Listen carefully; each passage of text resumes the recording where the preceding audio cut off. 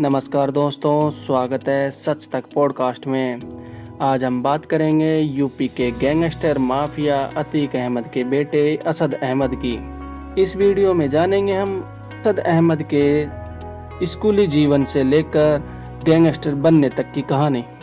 बने रहें हमारे साथ। यूपी के माफिया अतीक अहमद के 5 बेटे थे। असद उनमें से तीसरे नंबर का था। उससे बड़े 2 भाई उमर और अली अभी जेल में हैं, जबकि छोटे 2 भाई नाबालिग हैं और उन्हें बाल सुधार गृह में भेज दिया। असद अब तक फरार चल रहा था, लेकिन गुरुवार को एनकाउंटर में उसे यूपी एसटीएफ ने झांसी में मार दिया। असद अहमद का पिछले ही हफ्ते एक वीडियो वायरल हुआ। वह वीडियो 2017 का था। उस वक्त उसकी उम्र करीब 12 साल थी। वह एक शादी समारोह में हवाई फायर कर रहा था। साथ ही बैठे परिवार के लोग तारीफ में और चलाओ कह रहे थे।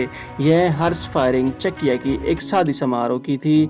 लोग बताते हैं अतीक अहमद अपने बच्चों को बचपन से ही फायरिंग की ट्रेनिंग देता था।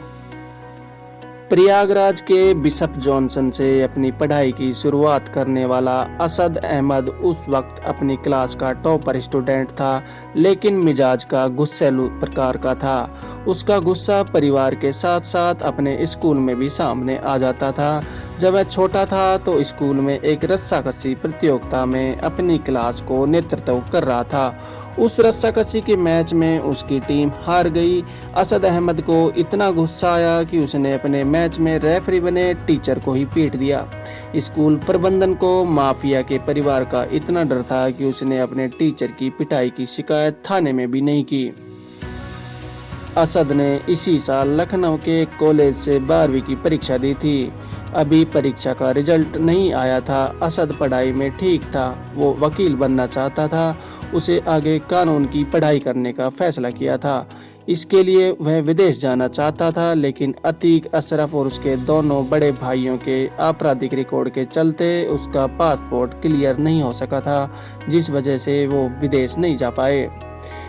स्कूल टाइम से ही असद अहमद अपने अब्बू अतीक अहमद के नक्शे कदम पर चल रहा था। अतीक अहमद 5 बार शहर पश्चिमी से विधायक रहने के बाद वर्ष 2004 में फूलपुर संसदीय क्षेत्र से अपना दल से सांसद बना, जिसके बाद लोग उसे सांसद जी कहने लगे। उसी आधार पर अतीक के उत्तराधिकारी के रूप में अपनी पहचान बनाने की कोशिश कर रहे असद अतीक को उसके गिरोह के लोग छोटे सांसद के नाम से बुलाने लगे थे। असद अहमद घर के आसपास जब बमबाजी की घटनाएं सुनता और देखता तो उसे भी यह सब करने का मन करता था। अतीक को बमबाजी पसंद नहीं थी। वह बम और बमबाजी के नफा नुकसान को अपनी आंखों से देख चुका था, इसलिए उसने असद को इससे दूर रहने की हिदायत दी थी। इसके बाद बेटे का लगाव पिस्टल से बढ़ा और वह शूटर बन गया। अतीक ने उसके बाद उसे कभी नहीं रोका।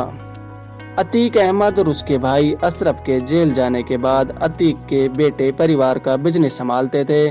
पिछले 1 साल में अतीक के दोनों बड़े बेटे उमर और अली को गिरफ्तार कर लिया गया। इसके बाद असद ही कारोबार को देखता था। हालांकि कोई बड़ा फैसला होता था वह अतीक की पत्नी साहित्या परवीन ही लेती थी। एसटीएफ के अधिकारी बताते हैं अतीक जब भी राजनीति में अपने परिवार के किसी व्यक्ति को उतारना चाहता तब एक खौफ पैदा करता है। जैसे खुद राजनीति में आया तब चांद बाबा हत्याकांड में उसका नाम आया। भाई अशरफ को राजनीति में लॉन्च किया तब उसका नाम विधायक राजूपाल हत्याकांड में आया। अब वह अपने बेटे असद को राजनीति में लॉन्च करना चाहता था, इसलिए असद ने उमेश पाल की हत्या की थी। एनकाउंटर में मारे गए दूसरे गुलाम मोहम्मद प्रयागराज का रहने वाला था। उसने इलाहाबाद यूनिवर्सिटी से कानून की पढ़ाई की। गुलाम का पढ़ाई में ज़्यादा मन नहीं लगता था, इसलिए उसने शुरुआती दिनों से ही नेतागिरी शुरू कर दी। सबसे पहले वो यूनिवर्सिटी में छात्र नेता बना। कई पार्टियों से अलग अलग पद पर भी रहा। यूनिवर्सिटी के मुस्लिम हॉस्टल में रहने वाले सदाकत खान से उसका मिलना जुलना था। सदाकत ने भी इलाहाबाद यूनिवर्सिटी से कानून की पढ़ाई की। पढ़ाई पूरी होने के बाद भी वह हॉस्टल में रहता था। उमेश हत्याकांड की साजिश उसके कमरे में ही रची गई थी। गुलाम नगर निगम में ठेकेदारी करने लगा। वो चंदन सिंह नाम के ठेकेदार के साथ काम करता था। एक बार पैसे को लेकर बात बिगड़ गई। गुलाम ने सिविल लाइंस में चंदन सिंह की गोली मारकर हत्या कर दी। कुछ दिन बाद वो जमानत पर बाहर आ गया। इसके बाद फिर ठेकेदारी में लग गया, छोटे मोटे ठेके उठाने लगा। 2015 में उसकी शादी हो गई। गुलाम ने लव मैरिज की थी। 2017 में यूनिवर्सिटी में मारपीट के केस में अतीक अहमद नैनी जेल में बंद था। उसी समय गुलाम भी जेल में था। केस के सिलसिले में वो अतीक अहमद के पास गया। अतीक ने नैनी जेल में ही चंदन के परिवार को बुलाया, रुपये लेकर सुलह करने के लिए कहा। अतीक की उस समय तूती बोलती थी। आखिरकार चंदन के परिवार ने बात मान ली। उन्होंने गुलाम के खिलाफ शिकायत वापस ले ली। इसके बदले गुलाम ने अपने हिस्से की जमीन बेचकर चंदन के परिवार को पैसे दिए थे। साल 2018 में वो जेल से छूटकर बाहर आया। जब गुलाम मोहम्मद का नाम उमेश पाल एनकाउंटर में सामने आया तो प्रशासन ने गुलाम के घर को अवैध बताकर बुलडोजर चलवा दिया। इस पर गुलाम के भाई राहिल हसन ने कहा कि उसने हमें रोड पर लाकर खड़ा कर दिया। वो भाई है, लेकिन भाई लायक कोई काम भी तो करना चाहिए। उसने हमारे परिवार का नाम कलंकित कर दिया। ऐसे में हमारे परिवार ने इस बारे में पहले से डिसाइड कर लिया कि एनकाउंटर होने की स्थिति में हम गुलाम का शव नहीं लेने जाएंगे। चैनल पर पहली बार आए हो तो सब्सक्राइब करें। जय हिंद।